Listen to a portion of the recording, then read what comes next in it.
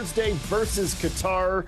They will be hoping to make the Lower Mainland their home away from home for a very long time in this FIFA World Cup, just as we hope you will make bet365 for the win your home away from home every single day.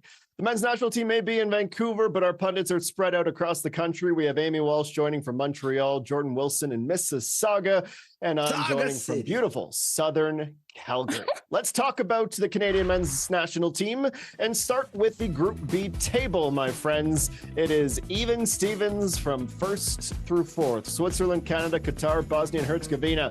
Everyone is drawn. Everyone has scored one and conceded one, so a goalless goal differential for the entire crew. 1 point apiece. It's as though those first matches weren't even played with how the rest of this group play action will resume and ultimately decide who goes through to the next stage.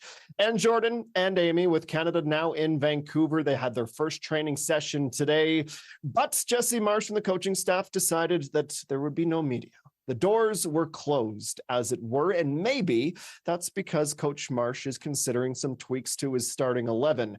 We had Arash Madani, join the program yesterday. He had reported that a source had indicated to him that the Canadian men's national team were considering giving Alphonso Davies some minutes against Qatar. Matthew Shinetti also reporting that he saw Davies sprinting in training and gearing up for that return to the Canadian men's national team. The question, though, that I want to ask Amy is, does that Qatar-Switzerland result change things for Jesse Marsh and how he might want to choose an 11 and a match day 23? No, I don't think that it does. I think that they got something. You said that with everybody even in this group, deadlock, goal differential, everybody at 1 point. It doesn't really matter anymore. It's as if that first game in the group stage wasn't even played. But for Canada, it was a historic first point for our men's national team. So they can grow from there, they can build, and they can feel hard done by that they didn't get what they wanted. And maybe on the day they deserved the 3 points. But you move on from there, and I think that you keep soldiering on in this group, and you win a game that was always the most winnable game in the group, and you try to get 3 points versus Qatar. So then, Jordan, if that's the big question, does Davies play? Would you be surprised if his return is earlier than many of us would have expected? Yeah, I would be. I wouldn't want it, to be honest, too, because I think back to when he originally got injured and Canada Soccer said in their statement that they want to get him to complete health. And this time, based on the injuries that he's had, on the short window that it is, I understand the circumstance of it being the World Cup and what it would mean to Alphonso Davies and every Canadian to see him play. But if he's not fully fit, I do not want to risk it. I do not want to rush him. I do not want to push him to come back and potentially lose him for the tournament, but also have another damper on his career, another line of the fourth injury, hamstring injury, or the reoccurrence. I don't want to see that. I want to see him ramp up. I possibly want to see him maybe in 2 weeks' time, maybe that round of 32. Just give him that time to get better. And I know every time Alphonso Davies he does a sprint, if someone sees him, they're like, oh, he's ready to play. Amy, Jenko, you guys know it's not the sprints, it's the deceleration. It's, oh, I'm going to track back. It's how I feel when I get hit. That's the biggest thing, too. It's like absorbing that contact. Like, how do you feel with that when you hit the ground? All these little things, it's going to take some time to get him up to speed. And just because he does a sprint for 20 meters or 50 meters, that doesn't mean that his hamstring is at full capacity to undergo all the strenuous activities that happen in a match. So if he's going to play a 20 minutes, if he's going to play a 30, I want to see him training for a longer period of time, feeling good without any niggling injuries for longer. That is not Qatar. That is not on Thursday. Maybe that's round of 32, but it's not now. And if he was to play, I would be biting all my nails and holding my breath the whole time, thinking that something's going to happen to him. Jenko, can I tag on that just for a second? You sure can, Amy. Yeah, because I didn't really mention it. I think that the team right now, Jesse Marsh needs to show confidence in the guys that he has. He has unused subs on his bench. And you have a left side that has depth. So you continue to ride those guys. You have confidence. You can have success playing the way you did in the second half without Alphonso Davies.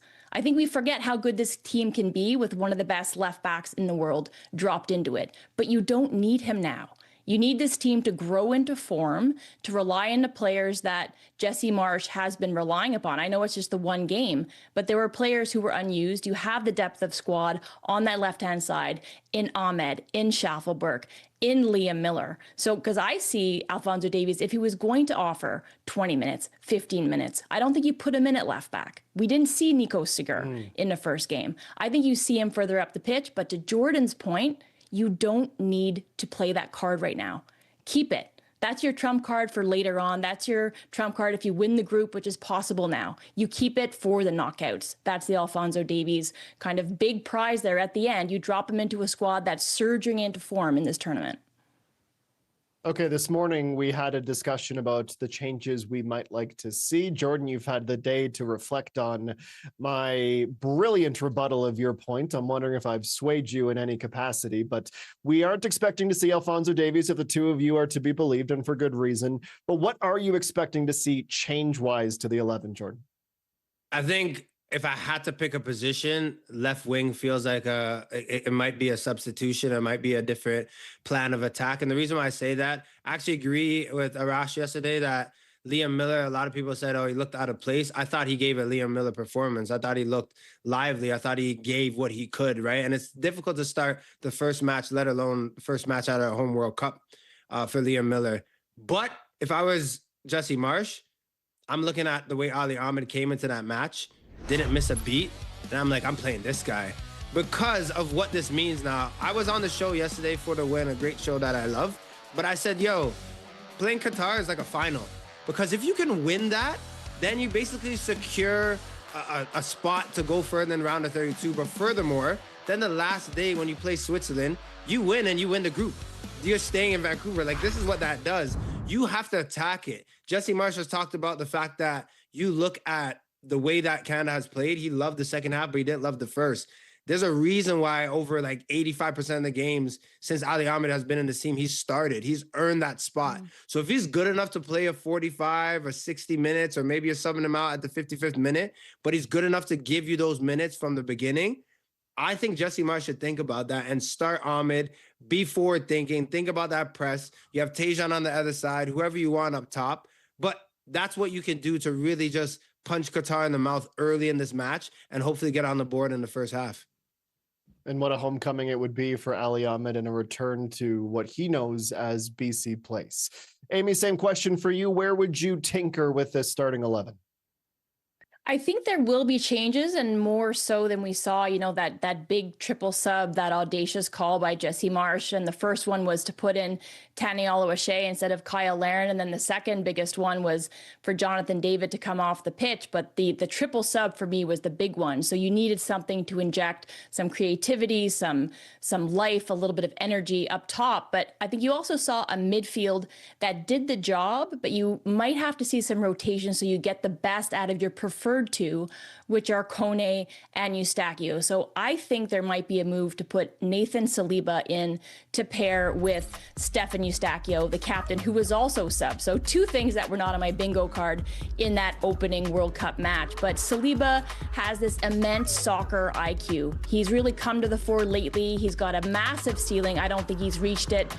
He's at Anderlecht after he hit the ground running with CF Montreal, was in their academy, but he's got this silky ability to transition between attacking and defending, kind of this classic box-to-box player, but he can break lines on the dribble, much like Kone, but he's a different player. I think defensively he can recover, he can intercept, he can win those duels, and he really knits together a midfield. So with Canada looking to push bodies forward to try to secure these 3 points early versus a Qatar, I think he might elect to go with Nathan Saliba. And then when he's looking at the entirety of his roster, you have to project forward, not because you're looking past the next opponent, but because you want to utilize this depth that you have all of a sudden. And there were players unused on the bench in Saliba and Choinière, and I think that Saliba has leapfrogged Choinière in that pecking order for the midfield. Okay, in the lead up to the World Cup, I guess the turn of phrase would be the house hippo in the room. That house hippo has become an elephant in the room when it comes to Jonathan David. It's much larger, and you can't ignore it anymore. It's not just hanging out in your closet. Jonathan David, Amy, he comes off, as you mentioned, in that triple substitution. A lot of people were going, what in the world is Jesse Marsch thinking? Is this going to be a sign of things to come for Canada for the rest of the tournament? I guess the question, if you've recovered from that wonderful analogy, is Jonathan David's position in the starting 11 now up in the air for the rest of the tournament, or would you still view him as a lock? I think there's two different ways that you have to look at this. It's trying to predict what Jesse Marsch is going to do, and it's also taking a look at what would be best for this team moving forward as they navigate the group stage. And I think it's a really difficult line to walk. I think Jonathan David is integral to the way that they want to play, particularly out of possession. So they want him to lead the line. That is ideally where you want to see Jonathan David when he's scoring prolifically. That has not happened for a long time, and it's been a longer drought with this national team. He's scored from the spot, but the run of play, you saw the way that he wanted that goal as it fell to him just above the penalty spot, where it's familiar territory for him. He's the Iceman. That's normally in the back of the net. So would it do him good for Jesse Marsch to sit him versus Qatar? Maybe. It would have the reset the same way that it worked to perfection with Kyle Larin. That could have backfired. Now maybe he's a weapon coming off the bench, speaking about Larin. But I think for Jonathan David, for this team, he's the linchpin. He's the heartbeat. He makes everything tick, despite the fact that his form is not good. It needs to be criticized, and he needs to go back to the drawing board. He needs to be better. But I don't think he does that off of the bench. I think he remains as that kind of number 10 or false 9 where he's played under Jesse Marsch for the past 2 years. Okay, time to bring in the fourth member of our broadcast team today. Christian Jack is on location at Vancouver Stadium to share some thoughts on that incredible Qatar draw with Switzerland and the Socceroos making a statement that echoed around this World Cup. Hello, everybody. We've made our way to Vancouver as the World Cup hits BC. Here on this beautiful Sunday, the first Sunday of the World Cup, 3 full days into the World Cup. Here are 3 stories that we're working on that you need to know. Canada are here, but they close their training session on Sunday from the media as they continue to try and block out the noise and focus on their Thursday opponent, Qatar, who obviously played in Santa Clara against Switzerland on Saturday. Jesse Marsch has arrived back here in Vancouver after visiting that game himself. And there's a lot of talk from coast to coast about what that result means in Qatar's shock equalizer 1-1. Now, let me tell you this. It is just the 3rd time in FIFA Men's World Cup history that a group has started with 2 games at 1-1. The previous 2 groups, the big group in 1990 between the Dutch, the Irish, the English, and the Egyptians, it shows that draws breed draws. There's a lot more draws after that as well. And the only second time was that group in 2010 when New Zealand and Slovakia, Paraguay, and Italy had more draws as well. So 2 examples with 1-1s after it was all over, 5 draws in one, 4 draws in another. So we'll see what it means for Canada and if it's a good thing going forward. They'll obviously train tomorrow and we'll catch up with some of those players. The second thing was a great night here in Vancouver on Saturday as the World Cup kicked off here in BC. A fantastic sea of gold and red between Turkey and obviously Australia. A magnificent performance as well by the Aussies. I thought it was a great night to show that the togetherness, the toughness, and the ability to know how to win trumped possession and naivety from Turkey. So a fantastic win for the Aussies and another 3 points for them in the US group. It was also a magnificent night in the city. You could see the festival here, the Fan Fest. There was a lot of red, there was a lot of gold across the city. And as one Australian said to me as he walked out, he said, "I will remember this night for the rest of my life." That's the impact that World Cups can have, and it was great to see a full BC place, 55,000 people here to watch it in Vancouver Stadium as well. The third point that we're working on is hydration breaks. Keep an eye on this. The game as we know it is changing in front of our eyes. We saw it again last night. There's a lot of momentum going forward with the red team Turkey, and then suddenly the Aussies had a hydration break and scored just 1 minute and 6 seconds after that. Game management and how these coaches are approaching these games has never been more crucial. The same in the second half. All the momentum was going towards Turkey, and then Australia, hydration break, double substitute a couple of minutes later, and then they scored the second goal. We saw it with Scotland as well with John McGinn when he got the goal for Scotland against Haiti right after the hydration break. And we saw it for Canada in Toronto when obviously they conceded that first goal. Jesse Marsch had the hydration break and was able to wrestle the momentum back. So I think as we watch the games going forward in this World Cup, that is something to keep an eye on. Almost 4 quarters now in this North American sport. We'll be back on Monday to hear from some key players in the Canada camp as they work towards their game against Qatar here in Vancouver on Thursday. Well, thank you, KJ. We will look forward to that update tomorrow. But let's dive in a little bit deeper to point number 3 from our pal Christian Jack Jordan Wilson. This is a case, I think, of be careful what you wish for, because I feel like in the last World Cup, we were talking about the John Herdman fake injury timeout. How do we do away with the fake injury timeout? The answer, apparently, hydration breaks. Even when there are roofs and air conditioning, a time to break, a lot of broadcasters go to commercial, the coaches get the tactics boards out. How are you seeing it, Jordan, change the way that this sport is played and this tournament is being played? I hate it because I grew up playing this game same way that you both did and loving it, and the fluidity of it, and the fact that you talk to the average person, it's not fast paced like basketball, right? But it's in motion. Things are going. The fact that now there is a stop, like a stop that you can predict, you know when it's going to happen. This is something when you're a kid as well, you're a coach, look, play until the final whistle at halftime. Like, you see so many goals, you switch off right then and there. Now there are 2 extra momentum shifters or times where you can go and see tactics with your coach. And basically this game, which was 2 halves, is now 4 quarters. Don't love it. And I want this to be something where we see it at this World Cup and it does not continue. I also think, quickly, while I'm on the soapbox, it's very conflicting because there's been so many new additions and new features at this World Cup to speed things up. Like, hey, 10 seconds, we got to get you off the pitch. Oh, but let's put a hydration break for 3 minutes and get commercials in, and we can talk about De Niro, which, again, I'm not going to do because we don't have enough time.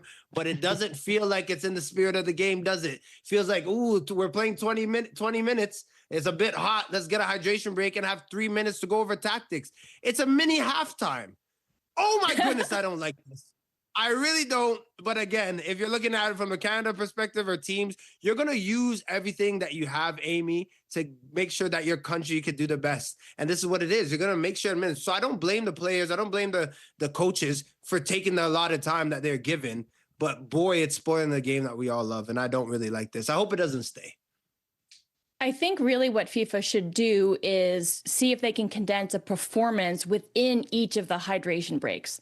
Then you're really like leveraging what you can. You've got the pregame performances, maybe we get a halftime thing, just really go all in on all of that stuff. But yeah, I think it maybe we need like a study later on to see, because we're saying, yes, we're trying to speed things up. We're trying to avoid all of this time wasting, the tactical kind of timeout, as it were with the goalkeepers going down. Maybe you just do it all because you now have a hydration break and it's more overt. The coaches can get out the tactics boards, or you got Pochettino and his computer and all the players are huddled around.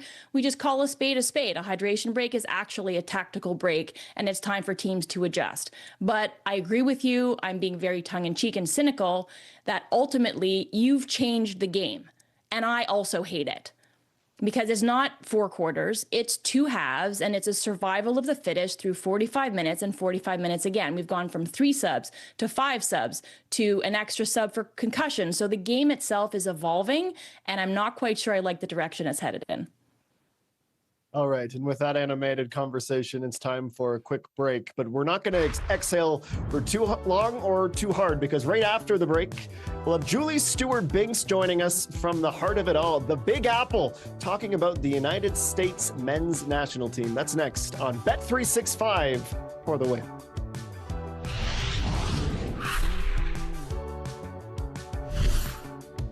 For the Win on One Soccer is presented by Bet365. We were there for your first game together. The day you taught him the rules and the answer for every question. We've been there for the good times and a few moments we don't talk about. And now, who won the most Canadian Classics? it's a passion you can share. And we're just happy we could be there. 20 years, and we're still growing. Together.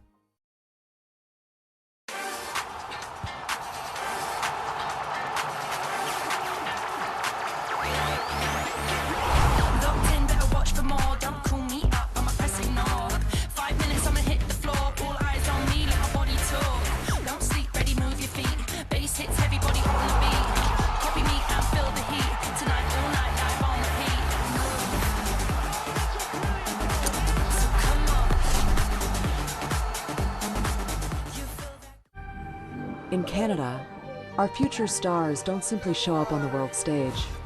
They are built from the ground up, right here in the heart of our communities. Oh, lovely through ball there, Isaiah Johnson! Goal for Halifax! From a childhood dream to the national team. Jacob Schaffelberg! Yes! He's done it! Canada! Let's hope for the football he will! We are Canada, driven by Volkswagen. Canada are really pressing here. Oh, what a move! That is a quality ball! Now the run into the box!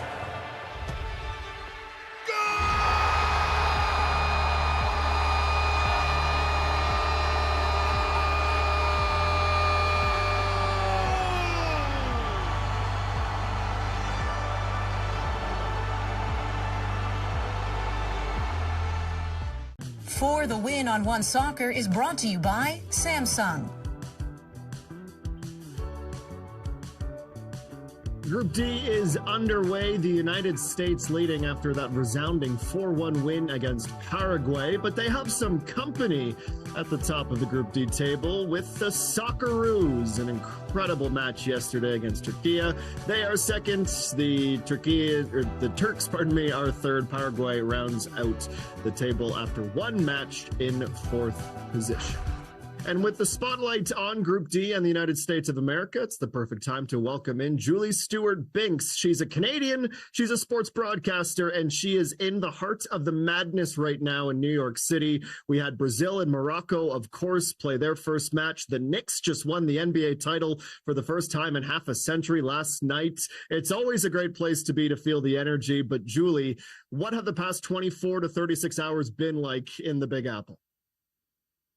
Well, first of all, thank you so much for having me on. But it has been like, it feels like Disney World is New York. I mean, New York is already above and beyond sort of one of the craziest places to be. But then having everything happen all at once and so many good feelings, it is unlike anything I've ever experienced. Every single person is sort of collectively involved in not only just the New York Knicks. Of course, every single person knows every single play about that, but also with the World Cup and everyone coming here and sort of this whole mixture within Times Square of seeing Knicks jerseys and then Brazil jerseys and then jerseys from all over the world. It's really fascinating because even I didn't go to the Brazil-Morocco match yesterday, but I was watching it on my phone in line to go to a bar to watch the Knicks game. And it took a really long time to get into that bar because the mayor of New York, Mamdani, was going to that place. But I had people behind me asking me questions about soccer because they were like, okay, so how long is this? And what, are these teams good or is it going to be a blowout? And I thought, oh, this is such a great sort of moment to just be able to show on my phone and explain what's going on and bring more people into it. So it's a really nice sort of cultural weaving of both sports and then the excitement of just winning in general. So yeah, that's a very long answer to a very good time in New York right now. Well, Julie, it was a hell of a start for the U.S. men's national team. What's the conversation around Pochettino and this squad right now? Well, Amy, it's fascinating because before the World Cup, I thought, oh my gosh, it's going to be overshadowed by the New York Knicks. Like, is anyone going to be watching this U.S. men's national team game? And then all eyes in the U.S. and beyond were on this game. And we were sort of curious to see, are they going to come out and put that exclamation mark on this opening match? Because you have all these different celebrities watching, fans around the world, people that aren't necessarily soccer fans, and they saw this U.S. team just absolutely dominate. I mean, this is not hyperbole, but I've been here for 13 years in the U.S. I've covered this team under so many different managers, and I have never seen them play as good as they did, in the first half especially, but overall, I was blown away. I actually have like goosebumps right now thinking about it because I remember 2018 when they didn't qualify for the World Cup and having Bruce Arena yell at me or whatnot, like all these different, there was not a good time. There weren't these feel-good feelings that there are around the men's team right now, because we know the women's team has been just absolutely so dominant. But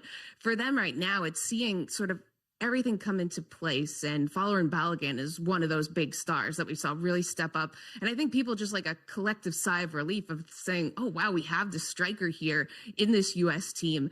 But there are sort of, to just temper that, everyone is very much like, okay, I think that this team can go further and can do more because of what they saw. But then we're not sure necessarily the status of Christian Pulisic, because we know he didn't play in that second half. And there was the precaution of him coming out, and he had been kicked in the back of his calf. But we know that he also has had a lot of muscle and calf injuries, and he even had some earlier ones this year. But you just sort of have to temper your expectations with that, because he is such a big part of being able to be a playmaker for this team. But they do have a week off, which is unlike what happened in Qatar. So I think that that is going to be huge for him being able to be fit for that Australia match. Julie, I want to ask you quickly about Mauricio Pochettino, the coach for the USA. And I feel like there's pressure on this team for this tournament. But why do you think Pochettino has received so much backlash? Do you feel like there's super pressure on him for this tournament, or do you feel like it's he's okay regardless of how things play out? Okay, I think that there's, he's kind of stepped in it a few times heading into this, just in so many different ways. From the way that he conducts himself just as a manager, we look at how he dealt with the roster decisions in deciding not to call the players, but send an email. And his description of why he did that was because he didn't want to be apologizing to players. It's sort of, it just was more about the manager. And you can kind of see that making sense, but also it feels just like it doesn't come from anywhere warm in a sense. And I feel like that's some of the rhetoric around him as a manager towards these players. There's also been reports of him going to AC Milan, potentially taking over after this, which I don't think is surprising, because what was going to happen with Pochettino after this World Cup? Say they win the World Cup. Well, then he probably goes somewhere else. Say they lose and they don't make it out of the group. Well, he goes somewhere else after that. But there are a lot of and then his roster decisions as well. Honestly, I could go on and on about a lot of different ways of why people maybe aren't the biggest fan of him. But if he can get them to win and win under the biggest bright lights in the US and capture fans and really capture everyone's attention, that's what it comes down to. So Julie Stewart-Bing's contributing to Fox Sports for this World Cup, joins us from New York City. Let's stay with the coaches. Julie, you've covered multiple sports, and you often know that when you have a big character coach, you always get sound bites, and it sometimes makes your job as a reporter easy. That seems to be the case with Jesse Marsch in Canada. The question I want to ask you is about the obsession that it sometimes feels like the American pundits have with Jesse Marsch. But I want to be fair and say Jesse Marsch, as an American, has an obsession with talking about the United States of America as much as he talks about Canada, whether it's begging people to sing the national anthem and pounding his chest for the maple leaf on his warm-up jacket or his suit jacket now. But why do you think there is such a strong narrative in the American media anytime the Canadian coach has something to say? Well, it's fascinating, right? Because this relationship between him and the United States is very precarious, from back to when he was, a big sort of star with the U.S. and him being an assistant coach, but then also the idea that he thought he was going to be the manager when Greg Berhalter got the job, and he turned down a potential job and was very upset about it. Like Jim Curtin from Philadelphia had said, I've never seen him as upset as when that all happened, because it definitely changed sort of the trajectory of what happened with his career. However, there is a bit of the U.S. is, I think, potentially upset about passing over someone like Jesse Marsch, because he has really stepped into the spotlight, used his American swagger to lead a Canadian team, lead their rival. And you kind of see like that's the one that got away. And I mean, they're obviously happy with Pochettino right now and winning and whatnot, but it's always going to be like, we're going to have our eye sort of on that. Maybe it's an ex, or it's someone that you passed over. And to Jesse's credit, he also would have a chip on his shoulder, I imagine, for what happened with that, and for the country that he grew up representing being one that sort of turned their back on him. So I actually messaged Alexi Lawless right before, because I was curious. I worked with Alexi, and we covered Jesse Marsch when he was with the Red Bulls, and had many conversations with him. That was before he went to Europe, and he said he likes it. Like, Jesse likes being the whole discussion of our pregame show. So it's sort of a bit of this banter going back and forth. And I mean, Clint Dempsey responded to what Jesse said about the Americans not singing the national anthem, and he doesn't sing the national anthem, right? That's just kind of how he responded. I think he took that personally, and obviously Americans are very patriotic and passionate, especially when it comes to talking about the anthem. We've seen that obviously in the past, but Americans don't sing the national anthem. That's just like one of the things that just doesn't seem to happen, and I've noticed that obviously being at so many different games. But I do believe that I think there's more to come with this sort of rivalry with Jesse Marsh and the United States. And it's interesting that they're two of the three host nations, because they're also, I mean, all three of them are massive rivals, right? But it's like we're all coming together. But I feel as though, I don't know, there's more to this story that's going to develop between Jesse and the United States, which I'm excited to see. I'd love to see them somehow face each other if that was ever possible. I'm excited for it too. It feels like there's always going to be unfinished business to some degree when it comes to USA, Canada, and Mexico. But I said yesterday on this very show that round of 32 still feels like a success for Canada, but I don't think that's the same case or same situation for the US. How do you feel about the US? Like, where do you feel that they should be for it to be satisfactory for the country? Is that round of 16? Is that the last 8? Do they have to go on and win this tournament? Like, in your opinion, where do the Americans have to land for this to be a good World Cup? I think for this to be a good World Cup, the good and great is very sort of, I guess, close, but it would be, I don't know how they do this, but make it to the quarterfinals. And that would be a successful World Cup. However, I feel as though after how they started, there is an overwhelming sense of optimism, probably to a fault. And I think that everyone, like Thierry Henry, people saw on the post-game show, maybe on Fox, saying like, okay, let's cool our jets a bit right now. Like, they won this game, they beat Paraguay, that's great. But it's an overwhelming sense of optimism that might not necessarily be completely all there. We have to see how they play against Australia and Turkey and how they go going forward. But they have to win a knockout game. Like, that's the bare minimum. The bare minimum is them making it to the round of 16, really. But I think that the hopes are that they get to the quarterfinals. And if everyone is healthy in the way they are working together and playing together, I think that that's actually possible for them to happen. But again, it does also depend on their opponent too. Okay, maybe as we inferred, Mauricio Pochettino here for a good time, not a long time. The same for Julie Stewart-Binks. Time to say goodbye, but it won't be the last time we see her on Bet365 for the win, Julie. Enjoy the city, and we'll talk to you soon. Thanks for being here.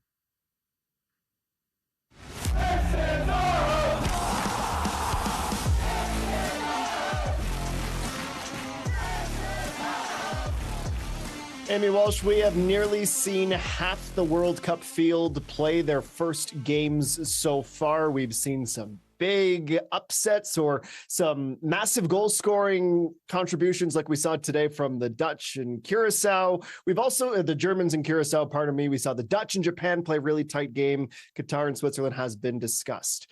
Are you more encouraged than you were heading into the World Cup that Canada can make a deep run based on what you've seen so far? Yeah, I think I am. So I'm going to get pedantic for a second. So can we define what is a deep run? So for Canada, my definition is at least the round of 16, like 32 teams out of 48 make it to the knockouts. I think you got to get to 16 to make it kind of legitimate. I think that's realistic too with this team, even with the injury challenges. And then have I been impressed so far through, the first round of group play? We haven't even gotten through most of the groups, but those first matches can be cagey. And from what I've seen, they're quite open.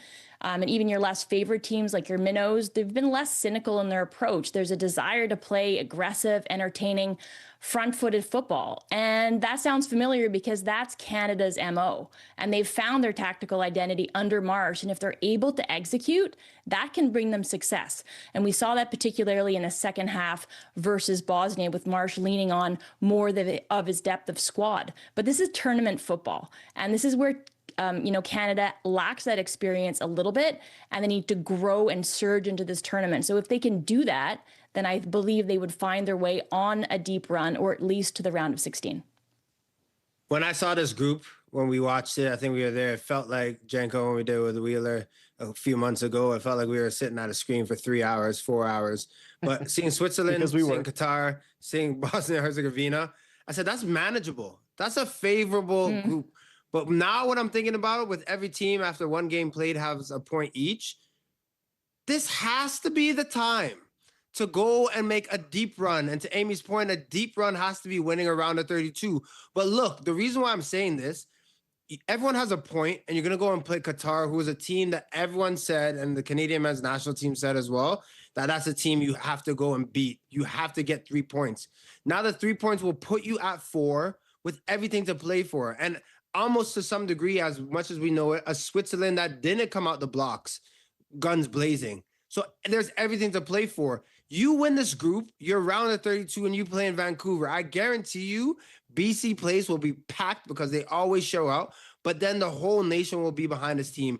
Canada, the men's team, will never get a better opportunity than this. A home World Cup, a group that isn't that strong, a possibility to host a round of 32 game and to pack out that stadium. This has to be the time to make a run. If they lose in round of 16, I can deal with that, because that is still them winning knockout games. That is still them progressing in tournament football. We can live with that, but get to the promised land. That has to be it. Anything else than that, based on what this is, will feel like a failure to me and will hurt for my entire life, or at least the next 4 years. Canada has to do it now. It's now or never for them. Let's hope that those two things, Jordan, are not one and the same. Okay, we talked about it with Julie Stewart-Binks, the Pochettino and Marsh drama, the coaches being the ones who are loudly taking center stage. And of course, Jesse Marsh caused a little bit of a riff with the Americans, and certainly the players he was insinuating when he said the following, quote, "We had to beg U.S. men's national team players to sing the anthem." That did not sit well with Clint Dempsey, who responded by saying, quote, "I can't take that guy too seriously." Now, this war of words has obviously garnered a lot of attention. If you're watching this program, you're a hardcore soccer fan, and you know exactly what I'm talking about. What I want to then ask you, Amy Walsh, is this Marsh pouring the jerry can of gasoline on the fire fueling the Canada-U.S. rivalry? Because as much as you guys eloquently outlined how it would be great to see Canada win the group and host the matches in Vancouver, there is also a world where they finish third and meet the Americans in Santa Clara, and that could be a match where one of the host nations is out in the first round of the knockouts. Yeah, I really think that this is Jesse Marsh just being laser focused on his team and needing those players to hear how he backs them 100%. I don't think that this is him dabbling. I don't think this is anything controversial. I don't think he's trying to rage bait the Americans. I don't think he's trying to get on Clint Dempsey's bad side. Like, I don't think he's thinking about the U.S. at all. For sure, he was burned by them, and it was a story initially. This is an American coming to coach a Canadian team. But he has embraced everything about what it means to be a Canadian. The players feel that. The public feel it. I think the pundits feel it. Everybody feels it. And he's been welcomed right back with open arms as the leader of this team and somebody who is making, you know, really big changes in this country in the way of development. Right. So he is not thinking about the U.S. at all. I think Clint Dempsey is hurt because maybe he felt like it was a criticism of him and his patriotism when he was a player, when Jesse Marsh was an assistant coach of the World Cup team. But I don't think this is about the U.S. at all. And if it's ruffled any feathers, well, then maybe that's just a little bit of gravy for Jesse Marsh and he's not mad about it. But I think it's really about him backing his team and saying, sing loud, sing proud, you're Canadian, and I want to be here with you guys and support you as best I can in that endeavor. Jordan, do you agree with Amy? I was curious by Julie saying that when she spoke to Alexi Lawless, mentioning that Jesse Marsh kind of loves this part of it all. Mm-hmm. Yeah, that stood out to me too. I would say two things can be true. There's no question that Jesse Marsh is locked in. There's no question that he took this job to coach Canada intentionally, and he's done a wonderful job, and he's definitely embodied the spirit and fell in love with the players. But I will also say Jesse Marsh has a hint of a little Petty LaBelle. If you heard me correctly, Petty LaBelle, not Patty. Great voice, but Petty LaBelle. He's that guy to take a little shot here, a little jab there, and just say, we have to keep in mind the history, right? Wanted an American job, didn't get it, ended up for me a better a better job in terms of the fact that Canada has these players that will look up to Jesse Marsh. And honestly, it's just not all the nonsense that goes on in the States. Like, you might be a coach for maybe one tournament and then be gone if it doesn't work out. Canada, we are embracing someone like Jesse Marsh to come in with an identity, to put their arm around people, to show up in communities. So it's a higher ceiling you could have with Canada than all the mess that goes on with the States. But I will also say Jesse Marsh is not the guy that is just going to walk this grace and humble train. He's going to give jabs here and there. So I agree with you, Amy, to some degree. But I also think Jesse has the Petty LaBelle gene heavy. Like, he's the guy that's like, you guys burned me. I remember all your names. I remember all the times that you didn't call me back or didn't reply to my text. Like, he's that guy. And playing against those guys and knowing those coaches, they're like elephants. They don't forget. So, Jesse Marsh is very sly with what he says and how he says it. And I think it kind of falls on two swords. Like, he loves Canada, but he's also like, screw you guys. You played me a little bit as well. You think he's got Dempsey's phone number and he's like sending him a voice note of him singing the Canadian national anthem? You think he go that far? I think he's just sending a little emoji as well. We're not going to put what the emoji is, but he's that type of petty. I don't know this. This is what I'm speculating. Like, he's that type of guy. You know for a fact that Clint Dempsey is watching Jesse Marsh at the next match if he's singing "Oh Canada" when it plays, which the Canadian gaffer will be. Not just the men's national team playing right now, we have the Young Reds in action at the U20 Championship. They will play Panama on the 26th, Honduras the 29th, and Jamaica on August 1st. Stars of tomorrow, and we'll be talking about it here on One Soccer, just as we love to talk about the Canadian Premier League, the red and white outmatch, the Salish Sea Derby, Pacific and Vancouver. Those highlights next on Bet365 for the win.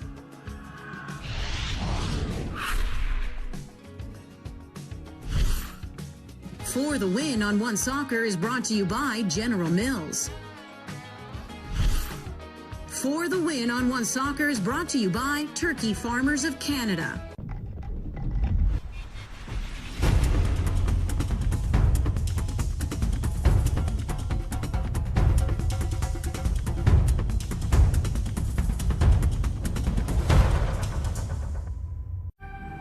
In Canada, our future stars don't simply show up on the world stage. They are built from the ground up, right here in the heart of our communities. Let's go. Come on. Oh, lovely through ball there, Isaiah Johnson! Goal for Halifax! From a childhood dream to the national team. Jacob Shuffle, good! Yes! He's done it!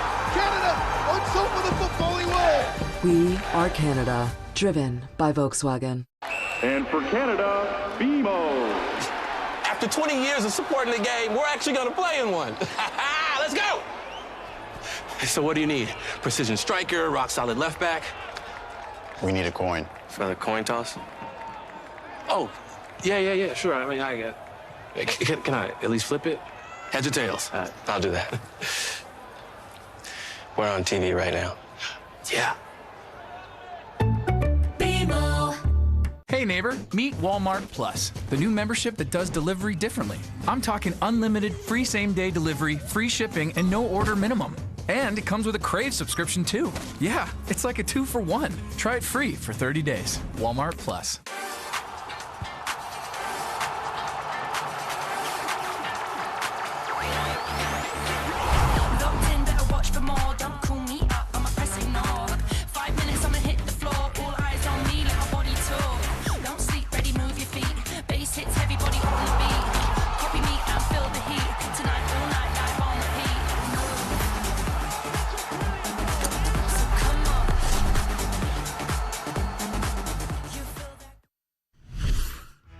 For the Win on One Soccer is presented by Bet365.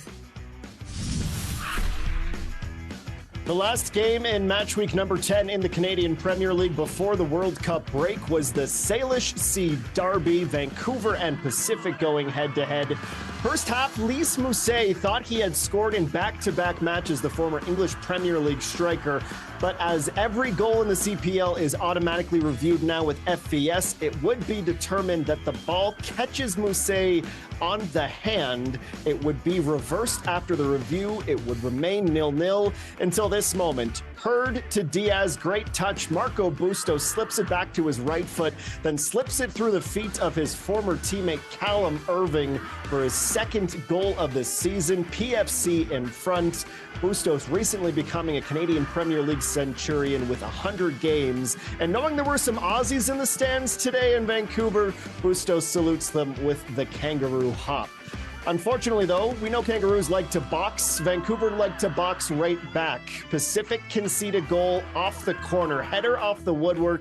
It would fall to Delta's Kian Proctor. A finish from inside the 6 would make it 1-1. Pacific supporters thinking, oh no, not again. But yes, again, as Vancouver would add to that total, getting a winner through the Kiwi, Louis Toomey. Nice little solo dribble into the box, beating La Jeunesse and Konings alike before blasting that past Elias Himaris. Pacific take the lead and squander it once again. And as we hit the break, they remain without a win in the Canadian Premier League, just 3 points from their first 10 games. They are 22 points off Forge, who are at the top of the table. Cavalry just one draw to Forge's win away from being right there at the top and an incredible plus 14 goal differential. Atletico Ottawa, Inter Toronto maintain the last 2 playoff positions, and Vancouver just 1 point back of 4th. Okay, ladies and gentlemen, with that in mind, let's talk about surprising results. That probably wasn't a surprising result, Amy, if you have watched any of Pacific so far this season. But what about surprising results, so far in the World Cup? Which one has raised your eyebrows the highest? Well, I know with your kangaroo reference, you want me to mention Australia. I think that was a surprise. Yeah, they had they put Turkey in their pouch as marsupials, right? They rolled 2-0. But that's not the one I'm going to talk about, Jenkins. I saw a headline. I loved it. Catastrophe for the Swiss, right? Because they were, not my pun. I have to give credit to others. I just stole it. They were heavily favored, the Swiss, to win this group quite handily. And I think it's a group that Canada can navigate. But as we've talked about, this is blown wide open now with parity all over the place. All 4 teams just locked after the one game. So I think, does it change things for Canada as they look ahead to Thursday when they'll play the Qatar in the match that looks to be the one that they need to win, right? This is the one that's been targeted for a long time, circled on a calendar, 3 points for Canada. So, I mean, the big surprise to me is that we go into this one with maybe the narrative changed ever so slightly, with Qatar able to pip the Swiss right at the end to get that equalizer at the death. Jordan Wilson, what's been your biggest surprise so far? Obviously, it's that one. Like that's the biggest one for sure. When you look at, come on, guys. I said, and this is Oliver Platt's fault because I said that Qatar out of 48 teams are the 48th. They did the worst, but now they're tied with Switzerland, Bosnia, Herzegovina, and Canada. When you look at that, so definitely that match. But I think, to some degree, if I have to really talk about it, it was. There's so many matches going on and you're getting updates and you're kind of watching. And for me, I was at like my son's sports program as well. Saw Germany score, but then I saw Curacao get on the board and I was like, oh, wait a minute. That match ended up being 7-1. But for a moment, you're like seeing these smaller nations or the first timers being at the World Cup, trying to take on teams. Like that's what's exciting for me. So in some degree, I had to kind of say that little first bit with Germany, Curacao, but again, sadly, it didn't really work out for Curacao to really stay in that match for too long. Okay, a match we saw earlier today. Some might have seen it as a surprise result. Netherlands 2, Japan 2. You know who didn't see it as a surprise result? Ya boy in his parlay, but that's for the next segment. We do want to talk quickly about this match. The Dutch go up, Amy, twice. Van Dijk scores in the 50th. Nakamura ties it less than 10 minutes later. Then Crescencio Somerville scores a beautiful goal for the Dutch in the 64th. You're thinking, is it too much for Japan to ask for a second second equalizer? The answer was no. Daichi Kamada, 2 minutes before stoppage time. So those two nations would split the points in the Group F opener. We will see Sweden and Tunisia play later on this evening in Monterrey. Some thoughts on the performance from the Japanese, Amy, who, just like Korea Republic, showed that this is a fast, technical, and tenacious side. Yes, I'm so glad that you mentioned South Korea, because this has been a strong start for Asian teams at this tournament, right? They've just taken off to start off with in these first games of the group stages. So you mentioned South Korea, Australia, Qatar, Japan to add to it, and then Saudi Arabia need to kind of keep it going with their matchup versus Uruguay. But I loved Japan, how scrappy they are. We know about their discipline. They're technically kind of pristine, but they were stubborn. They were resolute. And so, like you said, 1-0 down, then 2-0 down. Van Dijk with the header, a kind of recycled ball off of a set piece. That's what we expected. But I think how instinctive and powerful that header was by Kamada for the equalizer on a header. Like, they lost their mark, the Dutch did, in that penalty area. And it was just good to see Japan kind of give the Dutch a little bit of their own medicine there for the equalizer. So I think on the day, the sharing of the points, the draw seemed about right, but it was a little bit of a surprise to me, but a pleasant one to see Japan do that to the Dutch. I think what stood out to me with this match as well, everything Amy said, but I would just add the fact that the Dutch were up twice, right? But even playing this game as well, how you're up is a huge thing as well. Meaning, if you're up in a game 2-1, but you want to go and score the third and you're progressive and you still are trying to get like assert your dominance, put your foot on their neck and try to go score that next goal, that is usually a team that finishes off someone.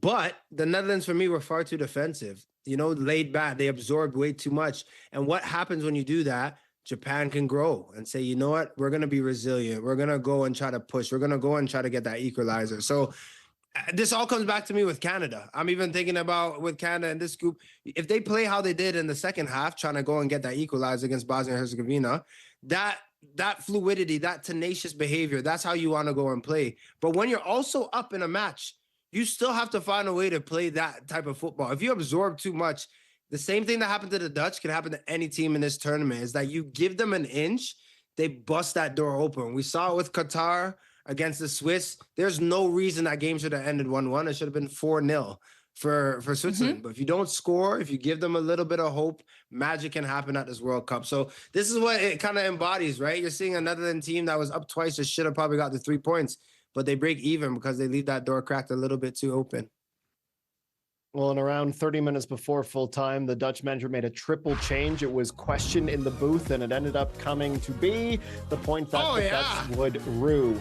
Okay, ladies and gentlemen, after the break, the Jenkins parlay, full time now, Cote d'Ivoire, Ecuador. I'm $200 richer. I'm going to try to sort you out for your Monday parlay when we return.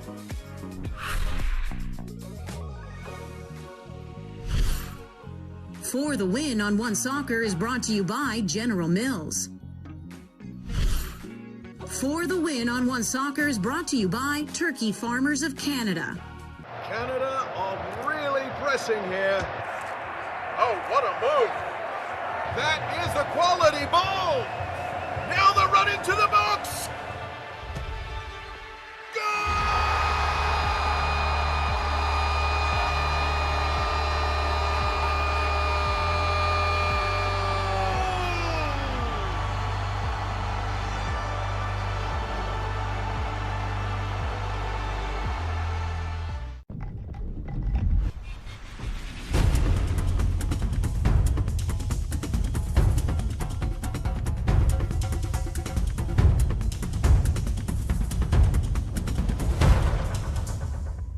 Hey neighbor, meet Walmart Plus, the new membership that does delivery differently. I'm talking unlimited free same-day delivery, free shipping, and no order minimum.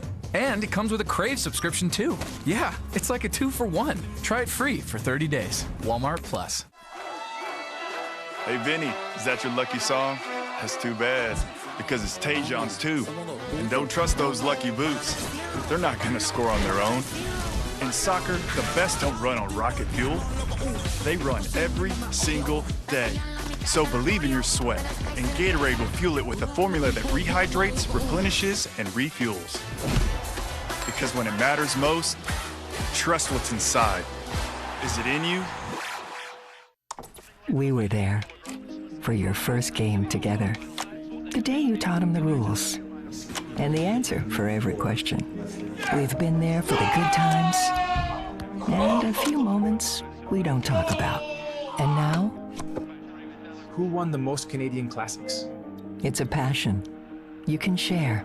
And we're just happy we could be there. 20 years, and we're still growing. Together. For the Win on One Soccer is brought to you by Samsung.